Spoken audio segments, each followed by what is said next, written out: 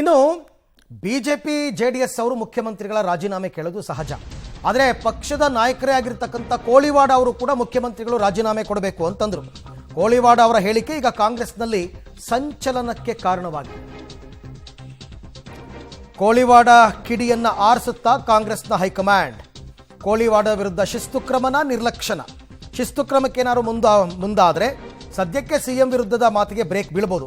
ಇಲ್ಲದೇ ಇದ್ರೆ ಹೇಳಿಕೆ ಕಿಡಿ ಜೋರಾಗಿ ಹತ್ಕೊಳ್ತಕ್ಕಂಥ ಸಾಧ್ಯತೆ ಇದೆ. ನಾನು ಆಗಲೇ ಹೇಳ್ತಾ ಇದ್ದೆ, ಕೋಳಿವಾಡ ಬೆಂಬಲಿಗರು ಮಾತಾಡ್ಬೋದು, ಡಿ ಕೆ ಶಿವಕುಮಾರ್ ಬೆಂಬಲಿಗರು ಮಾತಾಡ್ಬೋದು, ಪರಮೇಶ್ವರ್ ಬೆಂಬಲಿಗರು ಮಾತನಾಡ್ಬೋದು.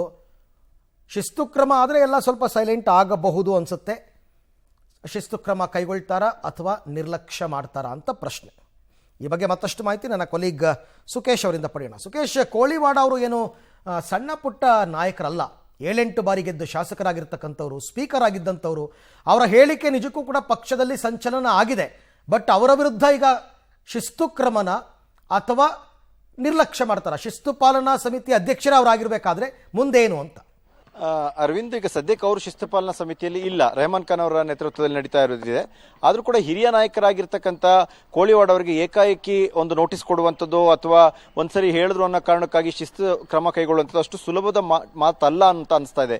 ಕಾರಣ ಏನು ಅಂದ್ರೆ, ಹಾಗೇನಾದ್ರೂ ಅವ್ರ ವಿರುದ್ಧ ಶಿಸ್ತು ಕ್ರಮಕ್ಕೆ ಏಕಾಏಕಿ ಮುಂದಾದ್ರೆ ವಿಪಕ್ಷಗಳಿಗೆ ಅದು ಇನ್ನೊಂದು ರೀತಿಯ ಆಹಾರ ಆಗುತ್ತೆ. ಅಂದ್ರೆ ಮುಖ್ಯಮಂತ್ರಿಗಳಿಗೆ ನೈತಿಕತೆಯನ್ನು ಕಾಪಾಡಿಕೊಳ್ಳಿ ಅಂತ ಹೇಳೋದೇ ತಪ್ಪ. ನೋಡಿ ಹೇಗೆ ಪಕ್ಷದ ಹಿರಿಯ ನಾಯಕರಿಗೆ ಅವರು ಈ ವಯಸ್ಸಲ್ಲಿ ನೋಟಿಸ್ ಕೊಡಿಸಿದ್ದಾರೆ ಅಥವಾ ಈ ವಯಸ್ಸಲ್ಲಿ ಶಿಸ್ತು ಕ್ರಮಕ್ಕೆ ಮುಂದಾಗಿರೋ ಅನ್ನುವಂಥ ರೀತಿ ಇನ್ನೊಂದು ಆಹಾರ ಆದಂತಾಗುತ್ತೆ. ಹಾಗಾಗಿ ಒಂದು ಸಣ್ಣ ಪುಟ್ಟ ಎಚ್ಚರಿಕೆಯನ್ನ ಪಕ್ಷದ ಮಟ್ಟದಲ್ಲಿ ಕೊಡುವಂತದ್ದಾಗಬಹುದು ಅಥವಾ ಸಂಪೂರ್ಣವಾಗಿ ನಿರ್ಲಕ್ಷಿಸಬಹುದು. ಯಾರೋ ಒಬ್ಬರು ನಾಯಕರು ಮಾತಾಡಿ ಇರುತ್ತೆ, ಇನ್ಮೇಲೆ ಮಾತಾಡಬೇಡಿ ಅಥವಾ ಮಾತಾಡೋದು ಸರಿಯಲ್ಲ ಈ ಸಂದರ್ಭದಲ್ಲಿ ಅಂತ ಹೇಳಿಕೆಯನ್ನು ಕೊಟ್ಟು ಸುಮ್ಮನೆ ಆಗ್ಬಹುದು.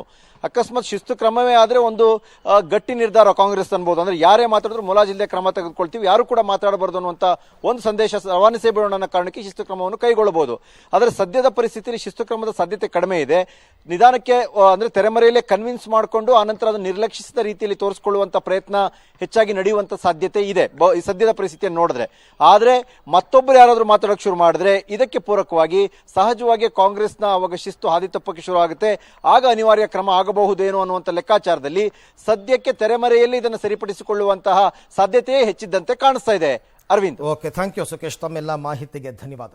ಈ ಮುಜುಗರವನ್ನ ಪಕ್ಷದ ಹಿತದೃಷ್ಟಿಯಿಂದ ತಪ್ಪಿಸುವುದಕ್ಕೋಸ್ಕರ ನಾನು ಸಿದ್ದರಾಮಯ್ಯನವರಿಗೆ ರಾಜೀನಾಮೆ ಕೊಟ್ಟು ಮುಂದೆ ಎನ್ಕ್ವೈರಿಯಲ್ಲಿ ನಿಷ್ಕಳಂಕರಾಗಿ ಬಂದು ಪುನಃ ಅವರೇ ಮುಖ್ಯಮಂತ್ರಿಗಳಾಗಬೇಕು ಅಂತಕ್ಕಂಥದ್ದು ನನ್ನ ಬಲವಾದ ಇಚ್ಛೆ. ಈಗ ಪಕ್ಷಕ್ಕೆ ಮುಜುಗರ, ಈಗ ನಡೀತಕ್ಕಂಥ 3 ರಾಜ್ಯಗಳ ಚುನಾವಣೆಯಲ್ಲಿ ಇದರ ದುರುಪಯೋಗ ವಿರೋಧಿ ಪಕ್ಷದವರು ಮಾಡ್ತಾ ಇರೋದ್ರಿಂದ ಪಕ್ಷಕ್ಕೆ ಮುಜುಗರ ಆಗ್ತದಲ್ಲ, ಅದಕ್ಕೆ ಅದನ್ನು ತಪ್ಪಿಸೋದ್ರ ಸಲುವಾಗಿ ಇವರು ರಾಜೀನಾಮೆ ಕೊಟ್ಟು ವಿಚಾರಣೆಯಿಂದ ನಿಷ್ಕಳಂಕರಾಗಿ ಹೊರಗೆ ಬಂದ ತಕ್ಷಣ ಅವರೇ ಮುಖ್ಯಮಂತ್ರಿಗಳಾಗ್ತಾರೆ.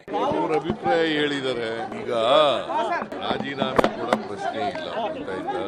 ಯಾಕಂದ್ರೆ ನಾ ಏನೂ ತಪ್ಪು ಮಾಡಿಲ್ಲ. ಕುಮಾರಸ್ವಾಮಿ ನರೇಂದ್ರ ಮೋದಿ ಅವರ ಸರ್ಕಾರದಲ್ಲಿ ಇದಾರಲ್ಲ, ಅವ್ರ ಮೇಲೆ ಬೇಲ್ ಮೇಲೆ ಇದಾರಲ್ಲ, ಅವ್ರು ರಾಜೀನಾಮೆ ಕೊಟ್ಟಿದ್ದಾರೆ ಅಂದ್ರೆ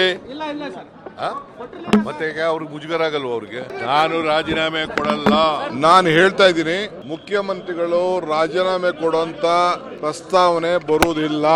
ಇದು ರಾಜಕೀಯವಾಗಿ ಬಿಜೆಪಿಯವರು ಜನತಾದಳದವರು ಇಬ್ರು ಸೇರಿ ಮಾಡ್ತಾರಂತ ಷಡ್ಯಂತ್ರ. ಮುಖ್ಯಮಂತ್ರಿಗಳು ಒಬ್ಬ ಲಾರ್ಜರ್ ಸ್ಟೇಟ್ ಮುಖ್ಯಮಂತ್ರಿಗಳು ಕಾಂಗ್ರೆಸ್ ಪಾರ್ಟಿಯಿಂದ ಇದ್ದಾರೆ. ಅದನ್ನ ಅವ್ರ ಕೈಲಿ ತಡ್ಕೊಳಕ್ ಆಗ್ತಾ ಇಲ್ಲ. ರಾಜೀನಾಮೆ ಕೊಡೋದು ಪ್ರಶ್ನೆ ಇಲ್ಲ.